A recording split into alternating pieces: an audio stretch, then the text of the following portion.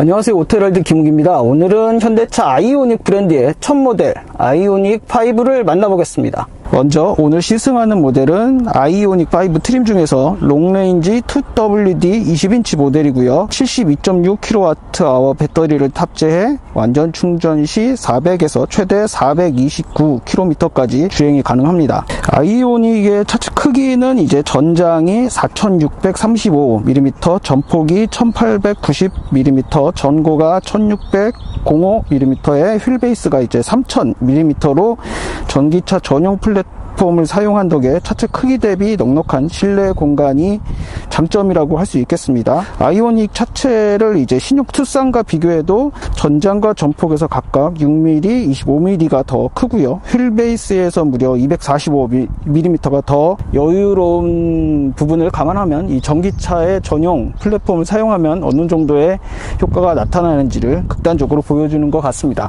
전체적인 외관 디자인을 살펴보면 이제 아이오닉 5는 전체적으로 이제 현대차 포니를 오머주한 모습이 보이고요. 약간 좀 레트로 감성이 느껴지는 디자인입니다. 먼저 전면부 같은 경우는 파라메트릭 픽셀로 구성된 헤드램프를 좌우로 길게 연결해 와이드한 모습을 연출하고 있고요. 크림쉘 후드를 적용해 파팅 라인을 최소화한 하이테크한 이미지를 보여줍니다. 또 하단 범퍼는 액티브 에어플랩 적용으로 공기 역학을 고려한 모습도 찾아볼 수 있습니다. 구간주행 등이 두 개 들어오고요. 그리고 이 양쪽 헤드램프를 연결하는 이쪽 바에도 약간 픽셀이 들어간 듯한 그런 구성을 띠고 있습니다. 자세히 보면. 그리고 이 하단부는 앞서 말씀드린 액티브 에어 플랫이 들어가서 이제 공기 역학 성능을 개선해주는 역할을 하고요. 전면부는 이제 아무래도 전기차다 보니까 굉장히 깔끔한 디자인을 띠고 있네요. 역시 손바닥 하나 꽉 차게 큼직한 엠블럼, 현대차 엠블럼도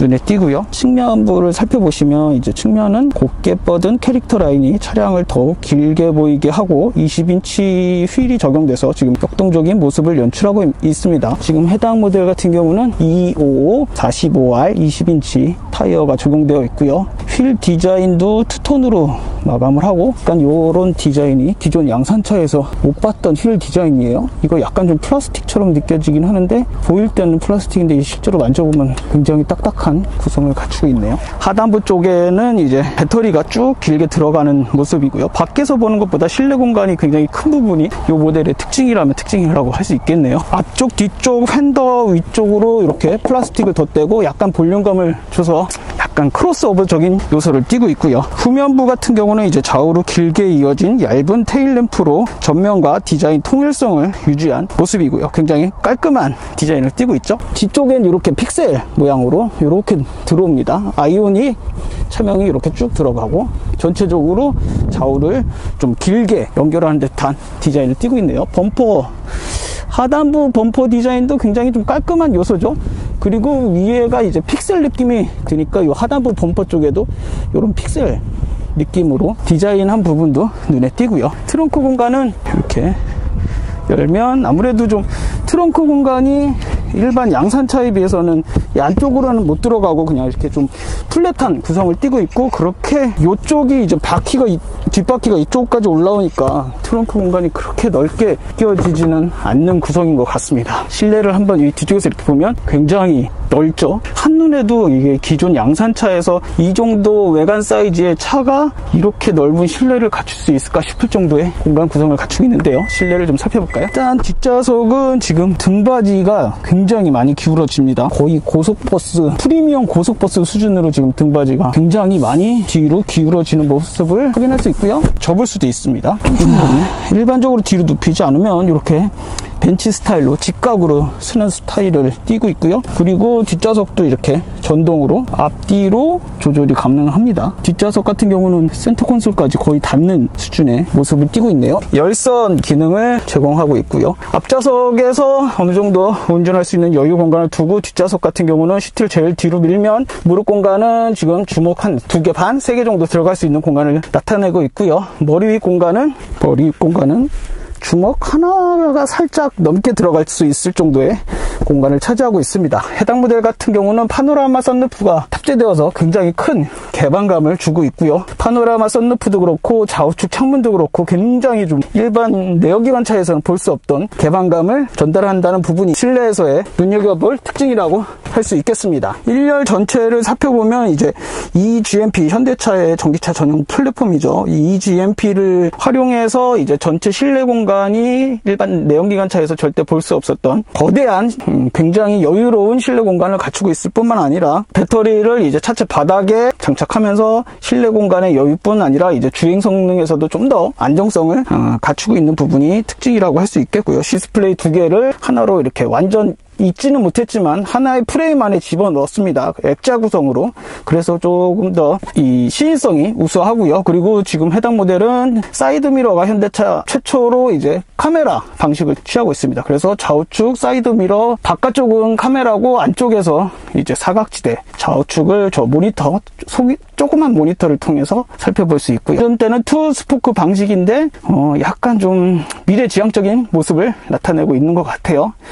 그리고 센터 콘솔도 굉장히 여유로운 공간을 물건을 수납할 수 있게 굉장히 넉넉한 사이즈를 보이고 있고요. 운전석과 보조석이 이런 플랫한 구성을 띠고 있는 부분도 이 아이오닉 5의 눈여겨볼 특징이 아닐까 생각이 됩니다. 그리고 시동을 걸면 이렇게 그래픽이 굉장히 이 화이트 톤의 프레임 안에 굉장히 선명한 그래픽이 디지털 그래픽이 전달되고 있으니까 보기가 좋아요. 드라이브 모드는 운전대 좌측에 요 약간 포르쉐를 연상시키네요. 요 버튼을 이용해서 돌리진 않고 누르는 방식으로 에코, 노멀, 스포츠, 길게 누르면 스노우 모드까지 이렇게 제공하고 있습니다. 지금 제가 타기 전에 앞서 이제 오전에 시승하시는 분이 있어가지고 배터리가 지금 한 50% 남아있는데 주행 가는 거리가 이제 199, 거의 200km 정도라고 남았다고 보여지고 있네요. 하단 공조장치 버튼은 가로로 길게 연결한 깔끔한 구성을 띠고 있고요. 이 센터 디스플레이도 굉장히 조작성이 우수하고 마음에 듭니다. 현대차가 이런 UI 구성은 굉장히 잘하는 것 같아요. 그리고 이쪽 글러브 박스도 약간 서랍장 형태로 굉장히 넉넉한 공간을 나타내고 있고요. 센터 콘솔 쪽에는 여기 하단에 무선 충전 패드, 휴대폰 무선 충전 패드도 제공하고 있고 USB 포트 2개를 제공하고 있습니다. 이 무엇보다 바닥이 평평해서 뭐 이런저런 물건을 바닥에 놓고 뭐 그러기가 굉장히 편할 것 같아요. 그리고 약간 벤치에 앉은 느낌으로 그런 구성도 가능할 것 같고요. 이오닉 5 파워트레인은 이제 72.6kW 리튬이온 배터리를 탑재한 롱레인지 모델이 있고요. 58.0kWh 배터리를 탑재한 스탠다드, 이 두 종으로 구분이 되죠. 앞서 언급했듯이 시승차는 이제 롱레인지 사양이고요. 완전 충전 시 최대 430km. 뭐 휠 사이즈에 따라서는 다르겠지만 요 지금 제가 시승하는 모델 같은 경우는 이제 완전 충전 시 약 400km를 주행할 수 있다고 나와 있고요. 전체적으로 이제 굴림 방식은 후륜구동 기반입니다. 여기서 이제 전기 모터를 앞쪽에 더 추가하면 이제 4륜구동 방식을 취하고 있고요. 특이하게 이제 변속기가 앞서 이제 BMW i3에서 봤던 약간 칼럼식 이기도 하고 뭐 그런 구성이에요. 이런 변속기를 이 센터 콘솔에 위치하면 또 자리를 차지하니까 운전대 쪽으로 보낸 부분이 약간 눈에 띄는 특징이라고 볼 수 있고요. 그리고 운전대는 RMDPS 방식을 사용하고 있어서 굉장히 좀 조향감이 우수하고, 해당 모델 같은 경우는 이제 160kW의 최대 출력을 발휘합니다. 내연기관차로 따지면 이제 217마력 정도라고 볼 수 있겠고요. 가격은 이제 롱레인지 기준 5,300만원에서 시작해서 5,700만원 정도라고 보시면 될 것 같습니다. 먼저 아이오닉의 주행 성능은 이제 각각의 주행 모드, 뭐 에코, 노멀, 스포츠, 스노우, 각각의 모드에 따라서 약간씩 차이를 보이고 있지만 전반적으로 굉장히 정숙한 주행 질감을 갖추고 있고요. 우리가 익히 앞서 봐왔던 굉장히 표준적인 전기차의 달리기 성능과 거의 유사합니다. 다만 이제 운전대 성능이 생각보다 굉장히 쫀쫀하고 조향감이 우수해요. 확실히 RMDPS를 사용한 덕에 여느 모델들에서 보지 못했던 주행 질감을 운전대 조향감을 나타내고 있고요. 그리고 차체 바닥 쪽으로 이제 가장 무거운, 전기차에서 가장 무거운 배터리를 탑재한 이유로 이런 커브에서도 굉장히 안정적으로 주행이 가능합니다.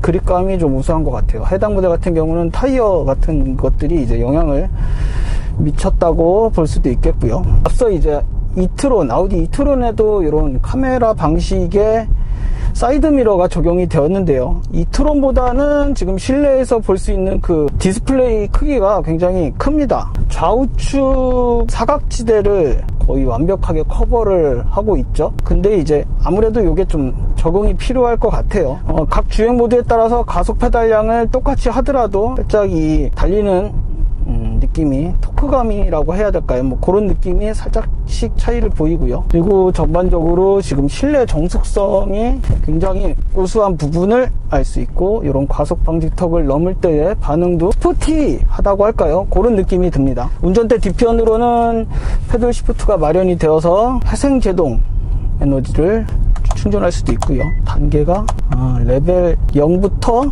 레벨 3까지 제공이 되고 있네요. 레벨 0은 이제 거의 내연기관차와 유사한 주행 질감을 나타내고 있고, 가장 강력한 레벨 3 같은 경우는 가속 페달을 누르지 않으면 차가 움직이지 않을 정도의 강력한 회생 제동 시스템을 갖추고 있습니다. 코너에서도 선회력이 굉장히 좋습니다. 확실히. 그리고 가속 페달 좀 밟아도 가속 성능이 괜찮네요. 변속기 반응은 당연히 이제 부단 변속기 시스템을 사용하고 있기 때문에 굉장히 매끄럽죠. 이렇게 한 저속으로 이렇게 좀 달리다 보면 굉장히 편안한 주행 질감을 띠고 있네요. 오늘은 이제 미디어 시승을 통해서 아주 짧게 살펴보는 단계라 이런저런 다양한 것들은 하기 좀 어려울 것 같고요. 간단하게 이제 첫인상 정도? 맛만 보는 정도라고 생각하시면 될 것 같습니다. 현대차에서는 아이오닉 5를 시작으로 다양한 크기의 전기차 모델들을 계속 출시할 예정이죠. 이를 통해서 아무래도 자동차 산업 전체가 전기차로 나아가다 보니까 그런 부분에 대응하기 위해서 전기차 전용 브랜드 아이오닉을 출범하고 요 첫 차 아이오닉 5를 내놓게 됐습니다. 지금 초반 반응이 굉장히 좋죠. 국내에서도 그렇고 해외에서도 긍정적인 평가가 이어지고 있는데, 앞으로 아이오닉이 글로벌 시장에서 어떤 반응을 불러일으킬지 아주 관심이 쏠리고 있어요. 아이오닉 5 첫인상은, 첫 느낌은 괜찮네요. 오토이럴드 김은기였습니다.